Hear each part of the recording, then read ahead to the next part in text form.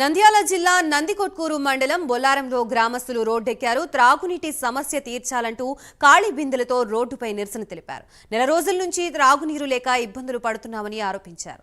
అధికారులకు ఎన్నిసార్లు మొరపెట్టుకున్నా పట్టించుకోవడం లేదని ఆగ్రహం వ్యక్తం చేశారు. గ్రామస్తుల నిరసనతో అరగంట సేపు వాహనాల రాకపోకలకి అంతరాయం ఏర్పడింది. ఘటనాస్థలికి చేరుకున్న పోలీసులు ట్రాఫిక్ ని క్లియర్ చేశారు.